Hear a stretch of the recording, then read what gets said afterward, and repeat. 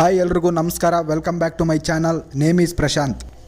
Toxic ಈ cinema release ಆಗೋಕ್ಕೆ ಇನ್ನು ಕೆಲವೇ ದಿನಗಳು ಬಾಕಿ ಇದೆ. ಈ ಸಲ ಈ ಸಿನಿಮಾದ ಅಬ್ಬರಕ್ಕೆ ಅದೆಷ್ಟೋ ದಾಖಲೆಗಳು ದಾಖಲಾತಿಯಲ್ಲಿ ಇಲ್ಲದೇ ಇರೋ ರೀತಿ ಎಗರ್ಕೊಂಡು ಹೋಗೋದು ಪಕ್ಕ. ಏಕೆಂದರೆ KGF 2 ಆದಮೇಲೆ ನಮ್ಮ ರಾಕಿ ಭಯ್ಯ ಅವರ ಮೋಸ್ಟ್ ಆ್ಯಂಟಿಸಿಪೇಟೆಡ್ ಸಿನಿಮಾ ಇದು. ಈ ಸಿನಿಮಾ ರಿಲೀಸ್ ಆದರೆ ಬಾಕ್ಸ್ ಆಫೀಸ್ನಲ್ಲಿ ಅದೆಷ್ಟೋ ರೆಕಾರ್ಡ್ಗಳನ್ನ ಹೊಡೆದು ಬಿಸಾಕುತ್ತೆ. ಈ ಸಿನಿಮಾದ ನಿರ್ದೇಶಕಿ ಗೀತು ಮೋಹನ್ ದಾಸ್. ಆದರೆ ಇವರು ಹೆಸರಿಗೆ ಮಾತ್ರ ನಿರ್ದೇಶಕಿ. ಈ ಸಿನಿಮಾದ story, screen play, dialogue, direction ಎಲ್ಲ ನಮ್ಮ ರಾಕಿ ಭಯ್ಯ ಅವರದ್ದೇ. ಎಲ್ಲ ಕೆಲಸವನ್ನು ತಮ್ಮ ಹೆಗಲ ಮೇಲೆ ಹೊತ್ಕೊಂಡು ಸಿಂಗಲ್ ಸಿಂಹದಂತೆ ನಿಭಾಯಿಸ್ತಿದ್ದಾರೆ.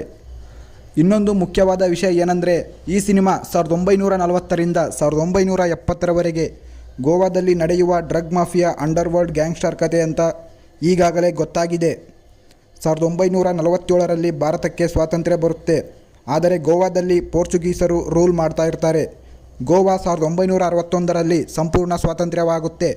ಅಂದರೆ ಆ 14 ವರ್ಷಗಳಲ್ಲಿ ಗೋವಾದಲ್ಲಿ ಯಾವ ರೀತಿ ಡ್ರಗ್ ಮಾಫಿಯಾ, ಗ್ಯಾಂಬ್ಲಿಂಗ್ ಮತ್ತು ಮನಿ ಲ್ಯಾಂಡ್ರಿಂಗ್ ನಡೀತಾ ಇತ್ತು ಅನ್ನೋದರ ಬೇಸ್ ಮೇಲೆ ಈ ಕತೆ ಹೋಗುತ್ತೆ.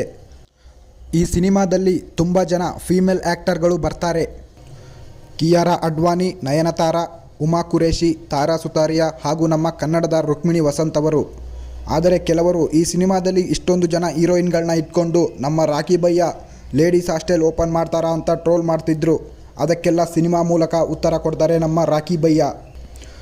ಇನ್ನು ಈ ಸಿನಿಮಾ ಮಾರ್ಚ್ 19ಕ್ಕೆ ವರ್ಲ್ಡ್ ವೈಡ್ ರಿಲೀಸ್ಗೆ ರೆಡಿಯಾಗಿದೆ.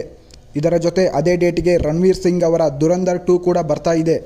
ಟಾಕ್ಸಿಕ್ ಅಬ್ಬರಕ್ಕೆ ದುರಂಧರ್ ಥಿಯೇಟರ್ನಿಂದ ಎಗರ್ಕೊಂಡು ಹೋಗೋದು ಪಕ್ಕ ಅಂತ ನಮ್ಮ ರಾಕಿ ಬಾಯ್ ಫ್ಯಾನ್ಸ್ ಹೇಳ್ತಿದ್ದಾರೆ.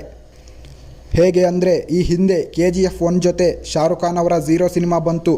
KGF ಅಬ್ಬರಕ್ಕೆ 2 ದಿನಕ್ಕೆ ಥಿಯೇಟರ್ನಿಂದ ಎಗರ್ಕೊಂಡು ಹೋಯಿತು. ಮತ್ತು KGF 2 ಜೊತೆ ದಳಪತಿ ವಿಜಯ್ ಅವರ ಬೀಸ್ಟ್ ಸಿನಿಮಾ ಕೂಡ ಅದೇ ರೀತಿ ಆಯಿತು. ಇನ್ನು ಈ ದುರಂಧರ್ ಯಾವ ಲೆಕ್ಕ ಅಂತ ನಮ್ಮ ರಾಕಿ ಬಾಯ್ ಫ್ಯಾನ್ಸ್ ಹೇಳ್ತಾ ಇದ್ದಾರೆ. ಈ 2 ಸಿನಿಮಾಗಳಲ್ಲಿ ನೀವು ಯಾವ ಸಿನಿಮಾಗೆ ಸಪೋರ್ಟ್ ಮಾಡ್ತೀರಾ ಅಂತ ಕಮೆಂಟ್ ಮಾಡಿ. Thank you for watching. ಮುಂದಿನ ವಿಡಿಯೋದಲ್ಲಿ ಸಿಗೋಣ. ಧನ್ಯವಾದಗಳು.